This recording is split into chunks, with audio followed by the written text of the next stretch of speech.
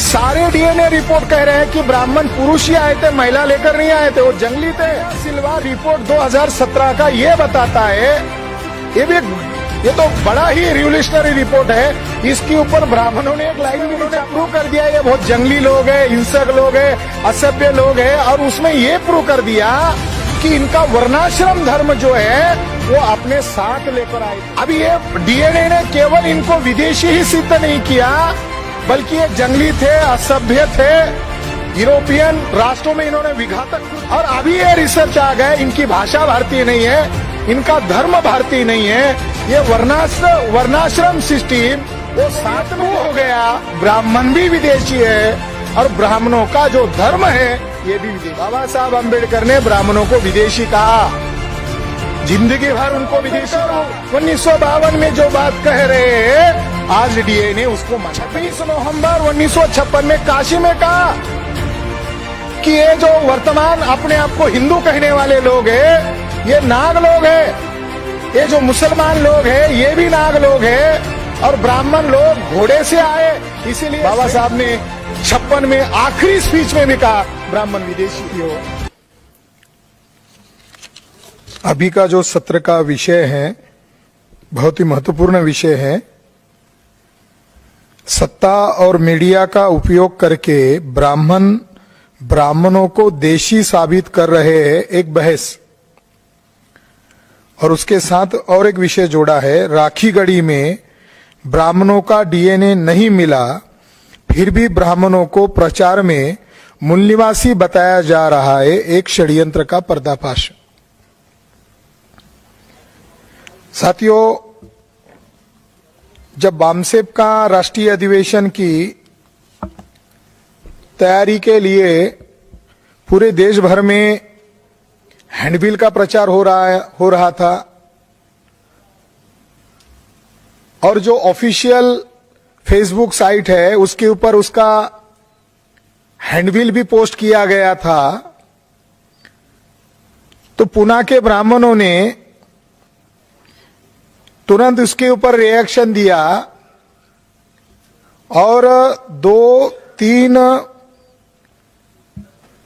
4 और 5 दिसंबर 2020 को शिव शक्ति संगम नामक एक रातों रात एक पेज बनाया गया और इसके ऊपर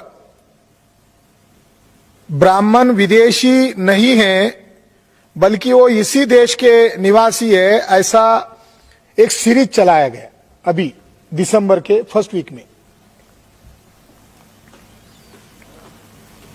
वैसे राखीगढ़ी के डीएनए को लेकर मीडिया ने वन साइड प्रोपेगेंडा किया है और उसके लिए कुछ दलाल किस्म के लोग भी आरएसएस को ब्राह्मणों को इस्तेमाल करने के लिए मिले। साथियों, 1963, 1997, 1997 से 1999 और 2000 में और सन 2011 में हरियाणा के हिसार जिले में राखीगढ़ी में एक्सकैवेशन हुआ और व्यापक उत्खनन अमरेंद्र नाथ जी ने 1997 और 1999 में किया। यानी राखीगढ़ी का विषय जो था नया नहीं था, ये इंडस सिविलाइजेशन का एक ब्रांच है, इसका एएसआई के द्वारा उत्खनन किया गया था। भारत का विभाजन होने के कारण इंडस सिविलाइजेशन आज विभाजित जो देश है उस देश में है। तो ब्राह्मणों ने भारत में इंडस सिविलाइजेशन के नगर मिलते हैं क्या, इसके लिए उत्खनन किया। जैसे 1963 में उत्खनन हुआ, उसके ऊपर उतना डिस्कशन नहीं होता है। 1997 से लेकर 2000 तक उत्खनन हुआ, उसका डिस्कशन नहीं होता है। और 2011 में जो राखी गढ़ी का एक्सकेवेशन हुआ, उसका डिस्कशन 2011 में भी नहीं होता है। 2014 में बीजेपी की सत्ता आने के बाद वो जो कांग्रेस के कार्यकाल में उत्खनन किया गया था, उसके ऊपर मीडिया चर्चा करना शुरू कर देता है। जब 2015 में थोड़ी बड़ा चढ़ाकर खबर आ गई कि 7000 साल पुराना एक सिटी मिला, सारे अखबारों ने छापी, तो माननीय मोहम्मद मेश्राम जी ने वो खबर पढ़ी और उन्होंने कहा कि अभी आपको ये जहां पर ये साइट मिली है यहां पर भी जाना है, और ये पुणे के डेक्कन कॉलेज ने इसका उत्खनन किया है तो उसके साथ भी मीटिंग करनी है, जानकारी लेनी है हमें। सन 2015 में मैं हिसार जिले के राखीगढ़ी साइट पर गया था और उसका जो मुझे जानकारी मिला उसका प्राथमिक रिपोर्ट मैंने संगठन को सबमिट भी किया था। उसके पश्चात जानकारी लेने के बाद मैं डेक्कन कॉलेज के उस समय के प्रिंसिपल डॉक्टर वसंत शिंदे इनको मिलने के लिए गया और मेरी उनकी मीटिंग हो गई है, मुलाकात हो गई है, इसके लिए वीडियो कैमरा फोटोग्राफी भी करवाया। 2015 को मैं जब उनसे मिला और उनसे लगभग 1.5-2 घंटा हमने डिस्कशन किया, मेरी तो जिज्ञासा थी कि इतना पुराना साइट है और उसमें यह खबर आई थी कि 16 कंकाल मिले हैं और 16 कंकाल में से कुछ कंकाल का डीएनए प्रिजर्व किया गया और वो फॉरेन में लेबोरेटरी में टेस्ट के लिए भेजा गया है। इसलिए हमारी जिज्ञासा थी और हमें डाउट भी था कि ये पुणे बदमाश ब्राह्मणों की बस्ती है, ऐसा बाबा साहब अंबेडकर कहते थे, शायद ये बदमाशी करेंगे। जब हम उन्हें मिले, डिस्कशन हुआ, तो उन्होंने कहा अब एक्सकेवेशन रिपोर्ट नहीं आएगा बल्कि अब डीएनए रिपोर्ट आएगा, राखीगढ़ी डीएनए रिपोर्ट आएगा। यह सन 2015 की बात है। तब हमने मूल्यवासी पब्लिकेशन ट्रस्ट की तरफ से डॉक्टर माइकल बामशाद का डीएनए रिपोर्ट प्रकाशित किया था और उसकी एक कॉपी डॉक्टर वसंत शिंदे को हमने प्रेजेंट की और हमने कहा कि ये जो डीएनए रिसर्च हुआ है ये दुनिया का मान्यता प्राप्त डीएनए रिसर्च है, आप इसका भी सहारा लो। फिर 2016 आ गया, 16 में भी हमने उनसे संपर्क किया, बातचीत किया। 2017 साल आया, तब वसंत शिंदे घुमाने लगे, नहीं वो अभी और एक्सपर्ट लोगों के पास वो रिपोर्ट गया है और वो थोड़ा पेचीदा है और वो हैदराबाद की इंस्टीट्यूशन के पास गया है, उसमें कुछ क्यूरीज है। मगर इस दरमियान वो हमें ये बता रहे थे, नहीं वो डीएनए मूल निवासी लोगों का है।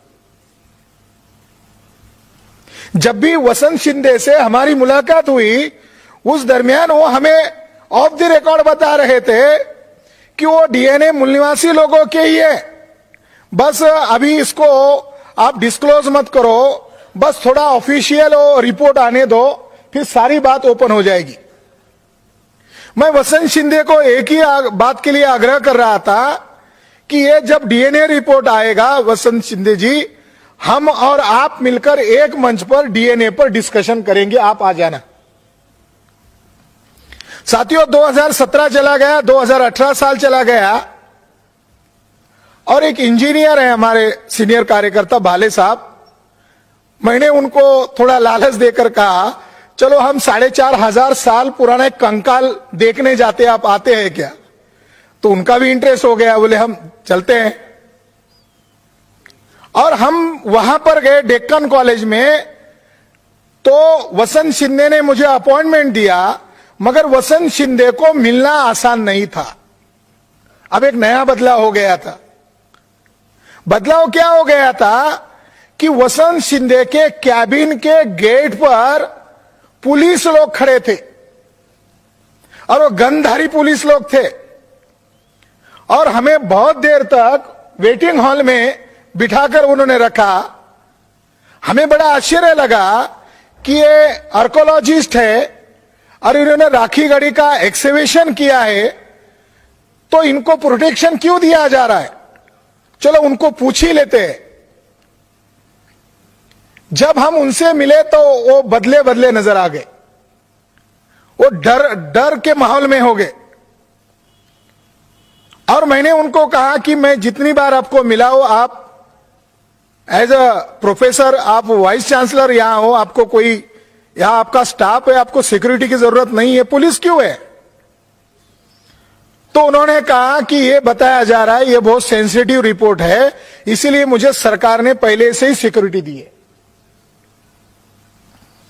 साथियों, 2018 चला गया, हम उनके पीछे ही लगे रहे।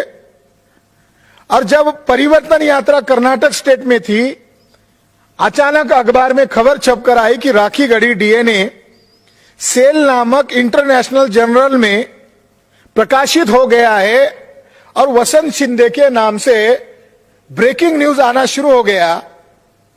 जैसे ही उसकी न्यूज आना शुरू हो गया, मैंने मेश्राम साहब से बात किया तो मेश्राम साहब ने कहा कि वो उसका यूज करने वाले थे, वही हुआ, मगर उनसे फिर भी संपर्क करना चाहिए। मैंने उनको संपर्क किया और मैंने कहा कि खबरें तो आ रही है, ओरिजिनल रिपोर्ट आप देने वाले थे, क्या हुआ? तो उन्होंने कहा आपको मिश्रा जी डीएनए रिपोर्ट देंगे। वसंत शिंदे बैकवर्ड कास्ट के हैं और अचानक उनके साथ एक मिश्रा जी ज्वाइन हो गए और थोड़ी देर में मिश्रा जी का मुझे कॉल आया और मेरी मेल पर वो सेल का रिपोर्ट उन्होंने सेंड किया उसी दिन। साथियों, वो रिपोर्ट पढ़ने के बाद सारा पिक्चर क्लियर हो गया। वैसे इंडिया टुडे में और अन्य मैगजीन में रिपोर्ट के पब्लिश होने के पहले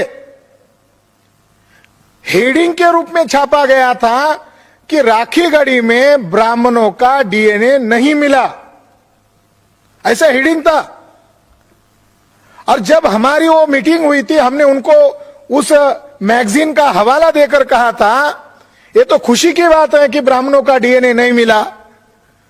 मैंने कहा हम तो दावे से क्यों कह रहे हैं? माइकल बामशाद ने ब्राह्मण भारतीय नहीं है सिद्ध कर दिया है, अब दोबारा डीएनए रिपोर्ट सिद्ध कर रहा है।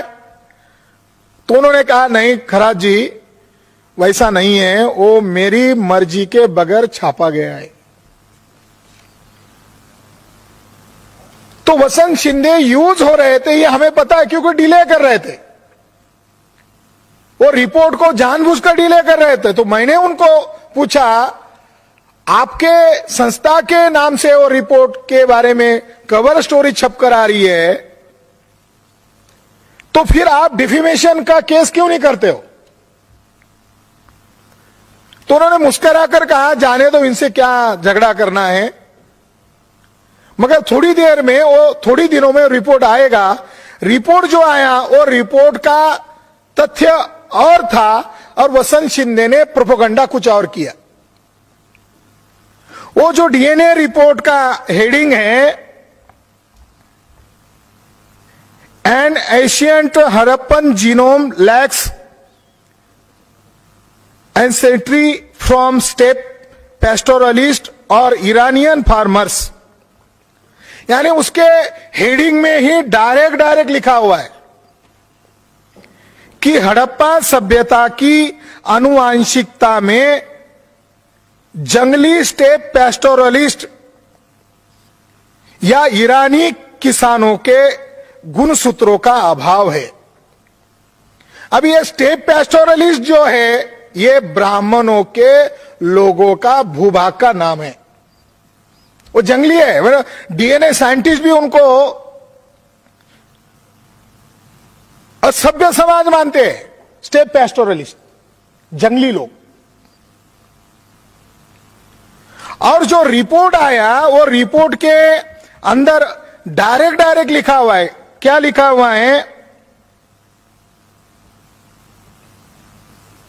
कि इन इंसानों के जिनोम में स्टेप पैस्टोरलिस्ट यानी खूंखार यामनिया जंगली लोग इनकी विरासत प्राप्त नहीं हुई, क्योंकि जिस तरह से वे भारत में हैं उसी तरह सिंधु सभ्यता विकसित होते वक्त वे स्टेप पैस्टोरलिस्ट सिंधु सभ्यता में मौजूद नहीं थे। तो सीधा सीधा ये रिपोर्ट ब्राह्मणों के खिलाफ है और इस